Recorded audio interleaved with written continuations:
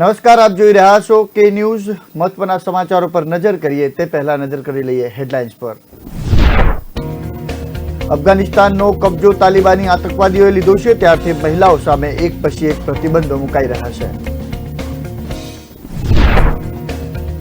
આર્થિક કટોકટીનો સામનો કરી રહેલા શ્રીલંકાની મદદ ભારત સતત માલ સામગ્રી મોકલી રહ્યું છે. આ સંબંધમાં ભારતે 40,000 મેટ્રિક ટન ડીઝલનો વધુ એક જથ્થો શ્રીલંકા મોકલ્યો છે. 24મી મેના દિવસે જાપાનના પાટનગર ટોક્યોમાં ક્વોડ જૂથની બેઠક મળવાની છે એવો અંદાજ લગાવાઈ રહ્યો છે કે યુક્રેન યુદ્ધ છતાં અમેરિકા એશિયા પોલિસીને પ્રાથમિકતા આપી રહ્યું છે. યુએનઓના સલામતી સમિતિમાં ભારતનું પ્રતિનિધિત્વ કરનાર રાજેશ પરિહારે કહ્યું હતું કે આંતરરાષ્ટ્રીય શાંતિ અને સલામતી અને અન્ય સુવિધા અંગેની આ બેઠકમાં મુદ્દો ઉછળવાનો થાય છે. આલોરાની અનુસાર તેનો જન્મ 1969માં ભારતના હુગલીમાં થયો હતો. તેણે લગ્ન પછી તેની ભારતીય નાગરિકતા છોડી ન હતી અને કહ્યું હતું કે તેના પતિ સાથે પણ રહેતી નથી. સમાચારો આગળ વિસ્તારથી જોઈએ તો કાબુલ અફઘાનિસ્તાનનો કબજો તાલિબાની આતંકવાદીઓએ લીધો છે. ત્યારથી મહિલાઓ સામે એક પછી એક પ્રતિબંધો મુકાઈ રહ્યા છે. તાલિબાની સરકારે મહિલા ટીવી એન્કરોને મોઢું ઢાંકીને ટીવીમાં ન દેખાવા માટે ફરમાન છોડ્યું છે. તાલિબાન સરકારના પ્રસારણ અને સાંસ્કૃતિક મંત્રાલયે તમામ ટીવી અને ચેનલોને ધમકી ભરી નોટિસ પાઠવીને કહ્યું છે કે તમામ મહિલા ટીવી એન્કરોએ ટીવીમાં દેખાતા પહેલા ચહેરો ઢાંકવો પડશે. આ છેલ્લી નોટિસ છે ને એમાં કોઈ બાંધછોડ થશે નહીં. જે ટીવી ચેનલો કે એન્કરો દેશનો અમલ નહીં કરે તો તેની સામે શિક્ષાત્મક પગલાં ભરાશે. સ્થાનિક મીડિયાએ આ ફરમાન છૂટ્યું હોવાના અહેવાલને સમર્થન આપ્યું હતું. કેટલીક મહિલા ટીવી એન્કરોએ તો ચહેરો ઢાંકીને ટીવી પ્રોગ્રામ રજૂ કર્યો હોવાની પોસ્ટ પણ સોશિયલ મીડિયામાં મૂકી હતી. અફઘાનિસ્તાનની જાણીતી ટીવી એન્કર યાલ્દા અલીએ ફેસ માસ્ક પહેરીને એક વિડીયો પોસ્ટ કરતા કહ્યું કે મહિલાઓની ઓળખ ભૂંસાઈ રહી છે. અગાઉ અફઘાનિસ્તાનમાં મહિલાઓને કપડાં પહેરવાથી લઈને બહાર નીકળવા સુધીના તાલિબાની ફરમાનો થઈ ચૂક્યા છે. અફઘાનિસ્તાનમાં મહિલાઓએ હિજાબ પહેરવો ફરજિયાત બનાવાયો હતો.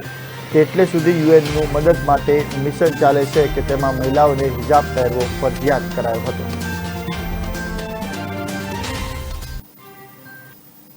આર્થિક કટોકટીનો સામનો કરી રહેલા શ્રીલંકાની મદદ ભારત સતત કરી રહ્યું છે. આ સંબંધમાં ભારતે 40,000 મેટ્રિક ટન ડીઝલનો વધુ એક જથ્થો શ્રીલંકા મોકલ્યો છે. ડીઝલનો આ જથ્થો ક્રેડિટ લાઇન સુવિધા હેઠળ મોકલવામાં આવ્યો છે. આ દરમિયાન શ્રીલંકાએ આજથી રાષ્ટ્રીય કટોકટી હટાવી લેવાની જાહેરાત કરી છે. 6 મેની મધરાતે સરકારે રાષ્ટ્રીય કટોકટી અમલમાં મૂકવાની જાહેરાત કરી હતી. દેશમાં કાયદો અને વ્યવસ્થાની સ્થિતિમાં સુધારો થતાં કટોકટી દૂર કરવાનો નિર્ણય લેવામાં આવ્યો છે. ઉલ્લેખનીય છે કે ભારતે શ્રીલંકાને ગયા મહિને જ વધારાના 50 કરોડની ક્રેડિટ લાઇન આપવાનો નિર્ણય લીધો હતો. શ્રીલંકા ઇંધણની આયાત માટેની ચૂકવણી કરવામાં મુશ્કેલીનો સામનો કરી રહ્યું છે, ત્યારે તે સરળતાથી ઇંધણ ખરીદી શકે તે માટે ક્રેડિટ લાઇનમાં વધારો કરવામાં આવ્યો છે. શ્રીલંકા ખાતેના ભારતીય હાઈ કમિશનરે ટ્વિટર પર જણાવ્યું હતું કે ક્રેડિટ લાઇન હેઠળ ભારતે મોકલેલ 40,000 મેટ્રિક ટન ડીઝલનો જથ્થો આજે કોલંબો પહોંચી ગયો છે. ઉલ્લેખનીય છે કે શુક્રવારે જ ભારતીય હાઈ કમિશનરે જણાવ્યું હતું કે ચોખા, દવા અને દૂધના પાવડરનો જથ્થો ભારતે રવાના કરી દીધો છે, જે રવિવાર સુધી શ્રીલંકા પહોંચી જશે. આ આવશ્યક વસ્તુ ભરેલા જહાજને તમિલનાડુના મુખ્યપ્રધાન M.K. સ્ટાલિને લીલી ઝંડી બતાવી હતી. આ જહાજમાં 9,000 મેટ્રિક ટન ચોખા, 200 મેટ્રિક ટન દૂધનો પાવડર અને 24 મેટ્રિક ટન જીવન રક્ષક દવાઓનો સમાવેશ થાય છે. શ્રીલંકામાં ખાદ્ય વસ્તુઓની ગંભીર અછત સર્જાવાનો ખતરો તોડાઈ રહ્યો છે, ત્યારે ભારત અને જાપાન કરોડો રૂપિયાની રાહત સામગ્રી શ્રીલંકાને મોકલશે. જાપાને જાહેરાત કરી છે કે તે વર્લ્ડ ફૂડ પ્રોગ્રામ હેઠળ $15 લાખ સહાય કરશે. તેનો ઉપયોગ અનાજ શાળાઓમાં ભોજનમાં કરવામાં આવશે, જેમાં ચોખા, તેલ સહિતની ખાદ્ય સામગ્રી આપવામાં આવશે, જેનો લાભ શહેર અને ગામના 15,000 લોકો અને 3,80,000 શાળાના બાળકોને મળશે. 24મી મેના દિવસે જાપાનના પાટનગર ટોક્યોમાં ક્વોડ જૂથની બેઠક મળવાની છે એવો અંદાજ લગાવાઈ રહ્યો છે કે યુક્રેન યુદ્ધ છતાં અમેરિકા એશિયા પોલિસીને પ્રાથમિકતા આપી રહી છે. આથી જો બાઇડન ફરી એકવાર ક્વોડ તરફ જોઈ રહ્યા છે. ક્વોડ ગ્રુપનું કહેવું છે કે તે સ્વતંત્ર અને મુક્ત હિન્દ પ્રશાંત ક્ષેત્ર રાખવા માટે કાર્યરત છે, પરંતુ એક્સપર્ટ્સ કહે છે કે ક્વોડ વિસ્તારમાં ચીન ઉપર અંકુશ રાખવા માટે કામ કરી રહી છે. જોકે હજી સુધી ક્વોડે સત્તાવાર રીતે ચીનનો ઉલ્લેખ કર્યો નથી, છતાં તજજ્ઞો તો સ્પષ્ટ કહે છે કે ક્વોડ બેઇજિંગ સાથે પનારો પાડવા માટે જ રચવામાં આવ્યું છે. 2004માં હિંદ મહાસાગરમાં ભયંકર સુનામી આવ્યું ત્યારે સમુદ્ર તટના કેટલાય દેશોને નુકસાન થયું. આ વિનાશકારી સુનામી પછી રાહત કાર્ય માટે ભાજપ, ઓસ્ટ્રેલિયા, જાપાન અને અમેરિકાએ એક જૂથ રચ્યું. તે કાયમ રાખવા માટે 2007માં તે સમયના જાપાનના વડાપ્રધાન શિન્ઝો એબે એક ચતુષ્ટ સંરક્ષણ મંત્રણા માટે સૂચન કર્યું હતું. આ વર્ષે 4 દેશોએ બંગાળના ઉપસાગરમાં નૌસૈનિક અભ્યાસ પણ કર્યો હતો. વાસ્તવમાં ક્વોડનો હેતુ તો ચીન ઉપર દબાણ રાખવાનો હતો, પરંતુ ભારત અને ઓસ્ટ્રેલિયા હજી ચીનના વિરોધમાં જવા માંગતા ન હતા. પરંતુ 2013 પછી પરિસ્થિતિ બદલાવા લાગી. 2017 સુધીમાં ઓસ્ટ્રેલિયા, જાપાન, અમેરિકા અને ભારત સાથેના સંબંધો બદલાવા લાગ્યા. 2017માં સુધીમાં તો ઓસ્ટ્રેલિયા, જાપાન, અમેરિકા, ભારત સાથેના સંબંધો બગડવા લાગ્યા. ત્યાર પછી કોવિડ અને ભારતના સરહદી વિવાદે ચારે દેશોને નજીક લાવી દીધા. ક્વોડ ચીન કહે છે કે ચીનના વૈશ્વિક ઉદયને રોકવા માટેનું એક હથિયાર માત્ર છે. ચીનના વિદેશ મંત્રાલયે પણ ક્વોડ અંગે વિરોધ દર્શાવ્યો હતો. તેને એક નાનું નાટો કે એશિયાઈ નાટો તેવું પણ નામ આપી દીધું હતું. ચીનના વિદેશ મંત્રાલયના પ્રવક્તા વાંગ વેનબીએ કહ્યું હતું કે ક્વોડ જૂથ સિદ્ધ યુદ્ધ અને સેનાકીય ટક્કરની આશંકામાં ડૂબેલું છે. તે સાહજિક પ્રકૃતિ વિરુદ્ધનું છે. તે ફગાવી દેવાય તે જ યોગ્ય છે.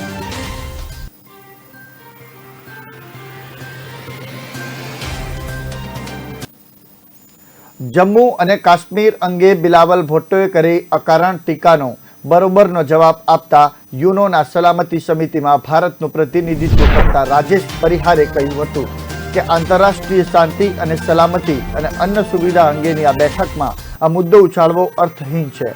તેઓએ વધુમાં કહ્યું હતું કે પાકિસ્તાનના પ્રતિનિધિઓ દરેક ભૂમિકાએ દરેક બાબતોની ચર્ચા ભારત વિરુદ્ધ જૂઠાણા ભર્યો અને ખોટો પ્રચાર કરી રહ્યા છે.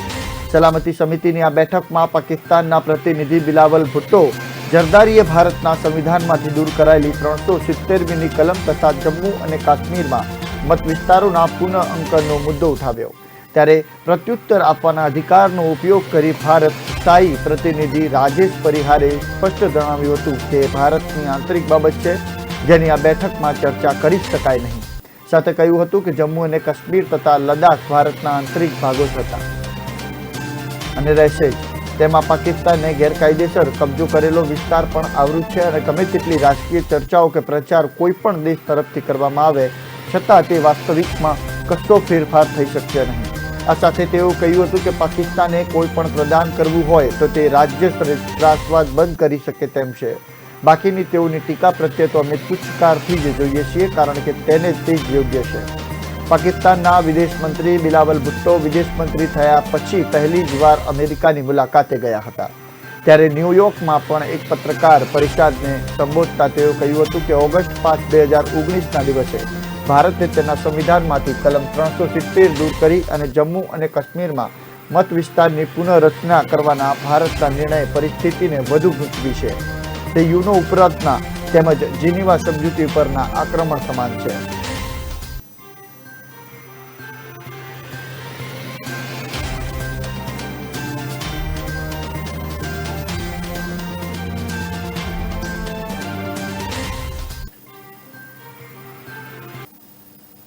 આલોરાની અનુસાર તેનો જન્મ 1969માં ભારતના હુગલીમાં થયો હતો. તેણે લગ્ન પછી તેને ભારતીય નાગરિકતા છોડી ન હતી અને કહ્યું કે તેના પતિ સાથે પણ નથી રહેતી. તપાસમાં જાણવા મળ્યું કે તેનો જન્મ બાંગ્લાદેશમાં થયો હતો. 2021માં પશ્ચિમ બંગાળમાં યોજાનારી વિધાનસભા ચૂંટણીમાં બાંગ્લાદેશી મહિલા આલોરાની સરકાર વિશે નવા ખુલાસા કરી રહ્યા છે. જેને મમતા બેનર્જીએ ટિકિટ આપી હતી, હવે એ વાત સામે આવી છે કે આલોરાનીનું નામ બાંગ્લાદેશની મતદાર યાદીમાં સામેલ છે તેમજ ભારતની મતદાર યાદીમાં પણ છે. તેણીનું નામ 2012માં ભારતની મતદાર યાદીમાં ઉમેરવામાં આવ્યું. ત્યારબાદ તે બાંગ્લાદેશ થઈ ગઈ અને ત્યારબાદ પણ મતદાર બની ગઈ. ખરેખર આલોરાનીએ તૃણમૂલ કોંગ્રેસની ટિકિટ પર ચૂંટણી લડી હતી. તેણીનો મુકાબલો ભાજપના ઉમેદવાર સ્વપ્ન મજુમદાર સામે હતો. ચૂંટણીમાં હાર બાદ તેણે કલકત્તા હાઈકોર્ટમાં અરજી કરી હતી. આની સુનાવણી દરમિયાન તેની નાગરિકતાનો ખુલાસો થયો અને સામે આવ્યું કે આલોરાની બાંગ્લાદેશની નાગરિક છે. દરેક દાવા ખોટા નીકળ્યા. આલોરાનીના જણાવ્યા અનુસાર તેણીનો જન્મ 1969માં ભારતના હુગલીમાં થયો હતો. તેણે લગ્ન પછી તેની ભારતીય નાગરિકતા છોડી ન હતી અને કહ્યું હતું કે તેના પતિ સાથે પણ નથી રહેતી. તેણે કહ્યું કે ઓળખ કાર્ડ, પાન કાર્ડ, પાસપોર્ટ, આધાર કાર્ડ સાથે ભારતમાં તેના નામે જમીન પણ છે. જોકે તપાસમાં જાણવા મળ્યું કે તેના પિતા સમર હલદર બાંગ્લાદેશના નાત્રાબાદના રહેવાસી હતા. તેણીનો જન્મ અહીં થયો હતો. હુગલીમાં જન્મનો દાવો ખોટો છે. 2012માં ભારતીય મતદાર યાદીમાં તેનું નામ ઉમેરાયા પછી તેણી તેના પતિ સાથે રહેવા લાગી. હાઈકોર્ટે પોતાનો નિર્ણય આપતા કહ્યું કે પાસપોર્ટ, આધાર, વોટર આઈડી, પાન કાર્ડ નાગરિકતાનો પુરાવો નથી. તેની પાસે બાંગ્લાદેશનું વોટર આઈડી કાર્ડ છે અને બાંગ્લાદેશી નાગરિક સાથે લગ્ન તેને ત્યાંનો નાગરિક સાબિત કરવા માટે પૂરતા છે. આજે પણ સ્પષ્ટ નથી થયું કે તેનું નામ બાંગ્લાદેશી મતદાર યાદીમાંથી કાઢી નાખવામાં આવ્યું છે કે નહીં. તેની માતા અને ભાઈ હજુ પણ બાંગ્લાદેશમાં રહે છે. ભારતમાં બેવડી નાગરિકતા લાગુ પડતી નથી, તેથી તેમને ભારતીય નાગરિક તરીકે ગણી શકાય નહીં.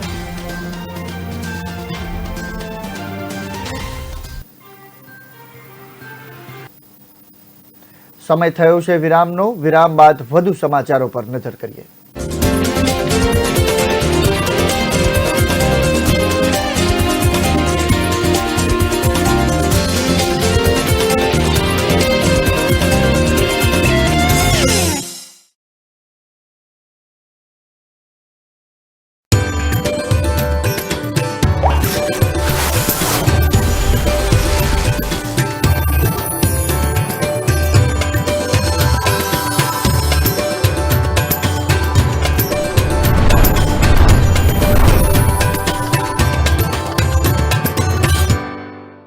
न ऐश का न द्वेष का, यह दंगल है देश का। सुलगती समस्याओं के झुलसते सवालों का होगा दंगल देश का। प्रशासन के प्रश्नों को लेकर होगा दंगल देश का। शिक्षा, स्वास्थ्य, समाज, कानून और व्यवस्था के आज क्या है हालात। सोमवार से शुक्रवार रोज रात 8 बजे जलपा क्षत्रिय के साथ दंगल देश का।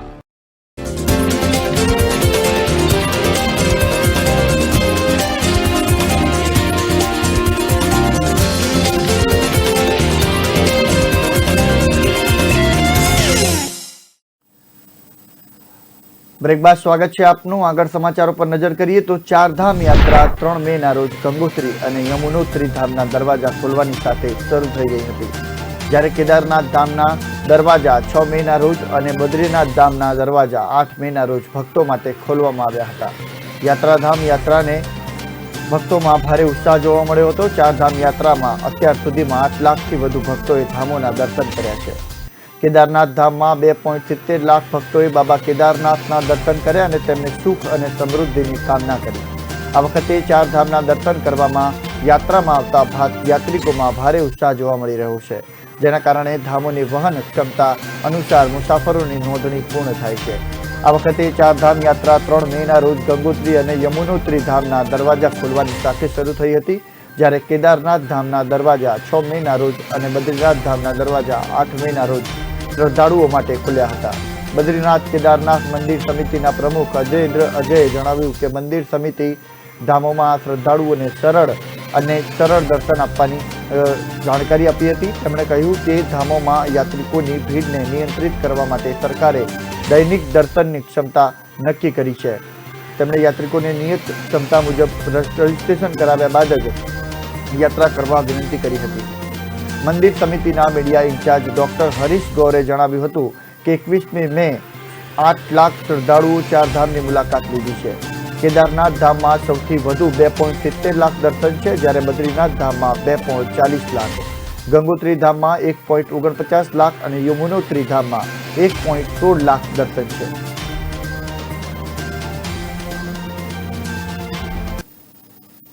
છત્તીસગઢમાંથી રાજ્યસભાની 2 બેઠકો ખાલી પડી રહી છે. એક સીટ અંગે ચર્ચા એવી છે કે અહીંથી કોંગ્રેસના રાષ્ટ્રીય મહાસચિવ પ્રિયંકા ગાંધીને રાજ્યસભામાં મોકલવામાં આવી શકે છે. કોંગ્રેસના રાષ્ટ્રીય મહાસચિવ પ્રિયંકા ગાંધીના રાજ્યસભામાં જવાની ચર્ચા જોરમાં છે. સૂત્રોને ટાંકીને એવું જાણવા મળી છે કે પ્રિયંકાને કોંગ્રેસ શાસિત રાજ્ય છત્તીસગઢમાંથી રાજ્યસભાની ટિકિટ મળી શકે છે. જણાવી દઈએ કે છત્તીસગઢમાં રાજ્યસભાની 2 સીટો ખાલી થવા જઈ રહી છે. આ 2માંથી એક સીટ પર ચર્ચા એવી છે કે પ્રિયંકા ગાંધીને અહીંથી રાજ્યસભામાં મોકલી શકાય છે. છત્તીસગઢના સંસદીય કાર્ય મંત્રી રવિન્દ્ર ચૌબેએ પ્રિયંકા ગાંધીના રાજ્યસભામાં પ્રવેશનું સ્વાગત કર્યું છે. ચૌબેએ ખુશી વ્યક્ત કરી છે અને કહ્યું છે કે જો પ્રિયંકાજી રાજ્યસભામાં જવા ઈચ્છે છે તો આ રાજ્ય તેમના માટે શ્રેષ્ઠ છે, કારણ કે અમે અહીં પૂર્ણ બહુમતીમાં છીએ. જો કે તેમણે કહ્યું હતું કે આ અંગેનો નિર્ણય હાઈકમાન્ડ જ લે છે. ભાજપ વિધાનસભામાં વિરોધ પક્ષના નેતા ધરમલાલ કૌશિક કોંગ્રેસ પર પ્રહાર કરતા તેને છત્તીસગઢના લોકોના અધિકારોની હત્યા ગણાવી છે. તેમણે કહ્યું કે કોંગ્રેસ ક્યાં સુધી લોકોના અધિકારીઓને મારતી રહેશે. કૌશિકે કહ્યું કે જો અહીંથી કોણ જાય છે અને કોણ નથી તે કોંગ્રેસનો આંતરિક મામલો છે, પરંતુ પછી તેઓ કેમ કહે છે કે તેઓ છત્તીસગઢ માટે કામ કરે છે. અહીં આજે પણ મોટા કામો થાય છે, તેનો ફાયદો બહારના મોટા લોકોને મળે છે. આજે રાજ્યસભાની સીટ જુઓ, છત્તીસગઢના રાજ્યસભા સાંસદ માટે લોકો ઉપલબ્ધ નથી. બહારથી લોકો નોમિનેટ થાય છે. બહારના લોકોના નામ જાણીને છત્તીસગઢનો અધિકાર મારવામાં આવે છે. ભારતીય જનતા પાર્ટીના નેતા રવિન્દ્ર ચૌબેએ કહ્યું કે મને લાગે છે કે છત્તીસગઢમાં ભારતીય જનતા પાર્ટીની એટલી સ્થિતિ નથી કે રાજ્યસભા માટે અમને કોઈ સૂચન આપી શકે.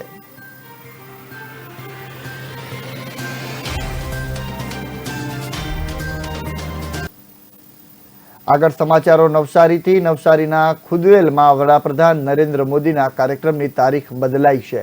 12 જૂનને બદલે હવે 10 જૂને વડાપ્રધાન નરેન્દ્ર મોદી આવશે નવસારી. વાસંદા વિધાનસભામાં ખુડવેલ ગામે વડાપ્રધાન મોદીના કાર્યક્રમમાં લાખોની સંખ્યામાં જનમેદની ઉમટશે. વડાપ્રધાન મોદીના કાર્યક્રમને લઈને જિલ્લા તંત્રમાં બેઠકોનો દોર શરૂ થઈ ગયો છે.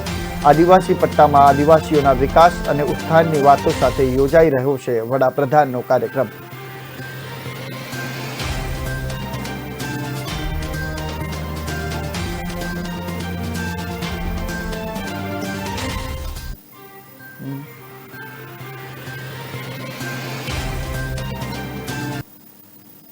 આઝાદીના અમૃત મહોત્સવ અંતર્ગત આજ રોજ ચિલોડા ગામ ખાતે સફાઈ તકી શ્રમદાન કાર્યક્રમનું આયોજન કરવામાં આવ્યું હતું.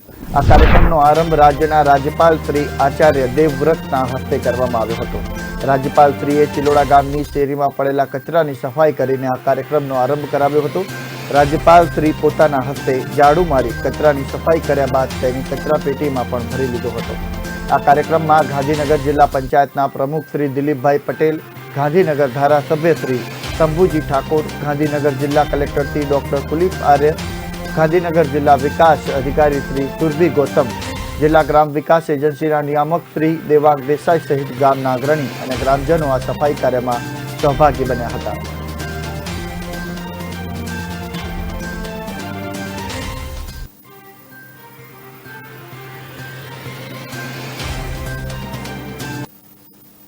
ઉપલેટામાં ભારે તડકાને લઈને લોકો ગરમીથી પરેશાન થતા બજારો ઠપ જોવા મળી રહ્યા છે.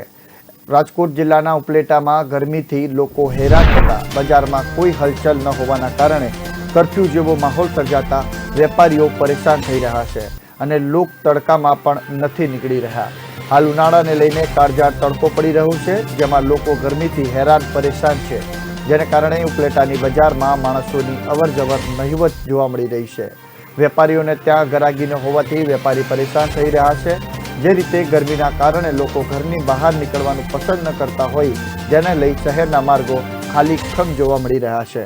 અતિશય ગરમીને લઈને ગામડાના લોકો પણ શહેરમાં આવવાનું અને ખરીદી કરવાનું ટાળી રહ્યા છે અને શહેરમાં માત્ર એકલ દુકલ માણસો આવતા જોવા મળી રહ્યા છે. જે રીતે આ વખતે ગરમી અને તડકાનો પારો વધુ ઊંચક્યો છે, ત્યારે બજારો પણ ખાલી ખમ છે.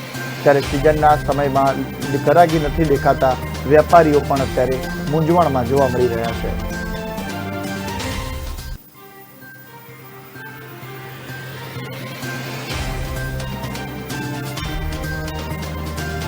હું ઉપલેટાનો રહીશ ભીખાભાઈ પટેલ. હાલની સખત ગરમીના કારણે ઉપલેટાના આજુબાજુના ગામડાઓની માણસોની ખરીદી નહીવત છે અને ખેતીની મોસમ પણ ચાલુ થયેલી છે, જેને કારણે ઉપલેટામાં ગામડાના માણસોની ખરીદી નહીવત છે. સૂર્યનારાયણ ભગવાનના આકરા તાપને કારણે ઉપલેટામાં હાલ પબ્લિકનો માહોલ ઘણો બધો ઓછો છે. આજુબાજુના ગામડાઓની ખરીદી પણ ઓછી છે. જો હવે પછીના દિવસોમાં સૂર્યનારાયણ ભગવાન કાંઈ થોડા આકરા તાપમાનમાંથી રાહત મળશે એવી અપેક્ષા સાથે હર કોઈ વેપારી આશા લઈને બેઠા છે કે હવે થોડું કંઈક ગરાગીનો માહોલ નીકળશે એવી મારી અપેક્ષા છે. મારું નામ ભાવેશ ભટ્ટી છે. મારી દુકાન જીકરિયા ચોક ખાતે આવેલ છે. ગરમીના કારણે ઉપલેટામાં કર્ફ્યુ જેવો માહોલ જોવા મળી રહ્યો છે. ત્યારે ગામડાના લોકો પણ શહેરમાં ખરીદી માટે ન આવતા વેપારીના ધંધા મંદા પડી જતા વેપારીઓમાં પરેશાનીનો માહોલ છવાઈ ગયો છે. સમય થયો છે વિરામનો. વિરામ બાદ વધુ સમાચારો પર નજર કરીએ.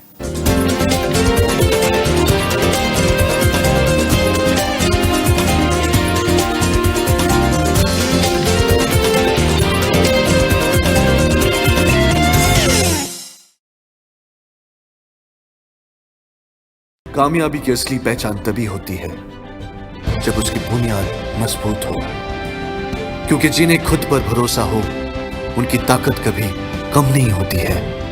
इसलिए भरोसा करिए सिर्फ विकी पावर प्लस टीएमटी बात पर. अब घर बनेगा स्ट्रॉन्ग, चलेगा लाइफ लॉन्ग.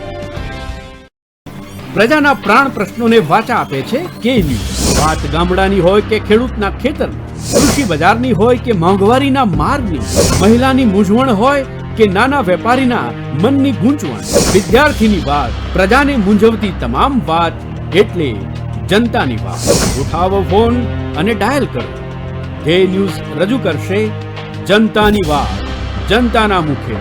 દર રવિવારે સાંજે 7:30 થી 9:30 મેરેથોન માહિતી રજૂ કરતો ફોન ઇન કાર્યક્રમ જનતાની વાત.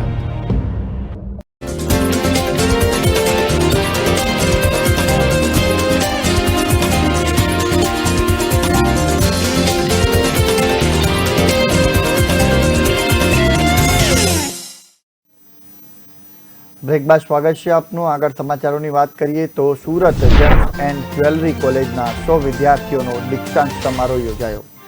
નવી જનરેશન માટે ડાયમંડ અને જ્વેલરી ક્ષેત્રમાં કારકિર્દી કરતી શહેરની એકમાત્ર ICGJ the gems and jewellery કોલેજના વર્ષ 2021 બાચના પાસ આઉટ થયેલા 100 જેટલા વિદ્યાર્થીઓને વિવિધ ડિગ્રી એનાયત કરવા દીક્ષાંત સમારોહનું આયોજન કરવામાં આવ્યું હતું. આજરોજ સુરતની હોટેલ પાર્ક ઇનમાં આયોજિત આ સમારોહમાં મુખ્ય અતિથિ તરીકે રાજ્ય ગૃહમંત્રી હર્ષ સંઘવી, GJEPCના રિજનલ ચેરમેન દિનેશભાઈ નાવડિયા અને હરિકૃષ્ણ એક્સપોર્ટના CEO પિન્ટુભાઈ ધોળકિયા ઉપસ્થિત રહ્યા હતા. આ મહાનુભાવોને હસ્તે ડિગ્રી મેળવનાર 100 જેટલા વિદ્યાર્થીઓને પદવી એનાયત કરવામાં આવી હતી.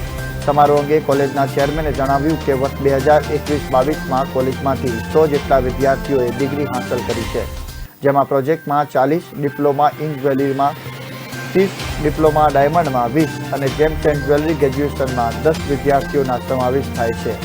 આ તમામનું પદવી આપી સન્માનિત કરાયું હતું.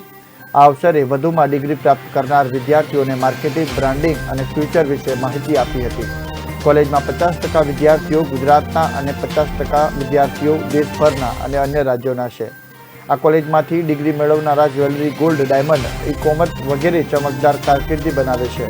નોંધનીય છે કે આ ICGJ કોલેજમાં અંડર ગ્રેજ્યુએટ 3 વર્ષ, માસ્ટર પ્રોગ્રામ 2 વર્ષ અને ગ્રેજ્યુએટ પ્રોગ્રામ 1 વર્ષના કાર્યરત છે. કાર્યક્રમના મુખ્ય અતિથિ અને રાજ્યના ગૃહમંત્રી હર્ષ સંઘવીએ આ અવસરે જણાવ્યું હતું કે એમ જોઈએ તો ડાયમંડ અને જ્વેલરી પારંપરિક બિઝનેસ છે. એક પછી એક પેઢી એમાં જોડાતી હોય છે. થોડા વર્ષો યુથ આ બિઝનેસમાં જોડાવા માંગતા ન હતા, પણ હવે ફરી સિનારીઓ બદલાયો છે. યુથ ફરી આ બંને બિઝનેસમાં જોડાવા ઉત્સાહિત છે. જ્વેલરીની અંદર જેની પાસે આર્ટ છે, સ્કિલ છે અને જે મહેનતુ છે એમના માટે એની ખૂબ જ સ્કોપ છે. આને માત્ર ફેશન સ્ટેટમેન્ટ માટે નહીં પણ કરિયર માટે અપનાવવું. જ્વેલરી માટે તેમણે વિદ્યાર્થીઓને સૂચન કરતા કહ્યું કે આ ડિગ્રી મેળવીને તમે ખુદ પોતાના માટે પ્રાઉડ ફીલ કરશો. પણ તમને અપીલ છે કે જે લોકો મશીનરી કે કોઈ ટેકનોલોજી વિના જ્વેલરી ડિઝાઇન કરે છે એમની ચોક્કસ મુલાકાત કરજો. એ અનુભવ તમને ઘણો કામ લાગશે. આ સિવાય માનનીય ગૃહમંત્રીએ વિદ્યાર્થીઓને તમારા ફિલ્ડમાં શું નવું છે, આમાં ગવર્મેન્ટ કઈ રીતે હેલ્પફુલ થઈ શકે છે એ જાણકારી રાખવાની પણ હિમાયત કરી હતી. અને અંતમાં સૌને મેળવેલી ડિગ્રી અને ઉજ્જવળ ભવિષ્ય માટે શુભકામનાઓ પાઠવી હતી.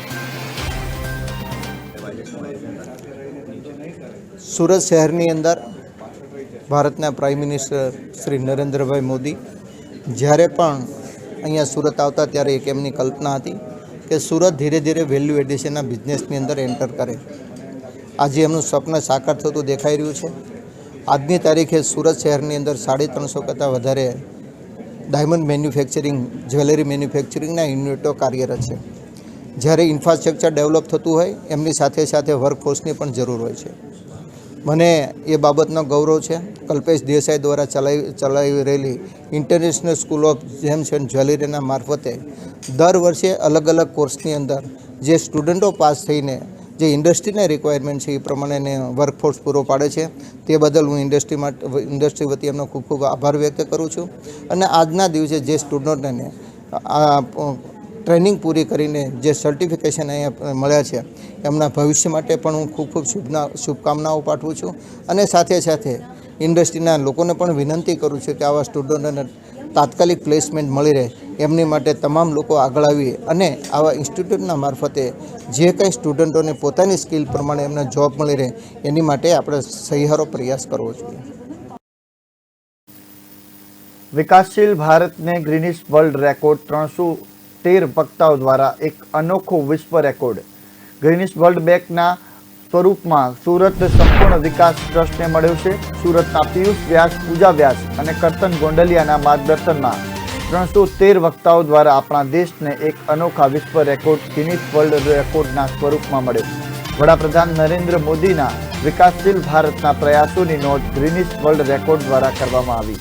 જ્યારે આજે ભારત વિકાસની હરણફાળ ભરી રહ્યું છે ત્યારે માત્ર સુરત નહીં પણ સમગ્ર દેશથી 313 વક્તાઓએ 313 આઝાદીના અમૃત મહોત્સવના ભાગરૂપે દેશમાં ચાલી રહેલી વિકાસની 313 વ્યક્તિઓએ અલગ અલગ વિષય પર નોનસ્ટોપ પોતાનું વ્યક્તિત્વ રજૂ કર્યું હતું.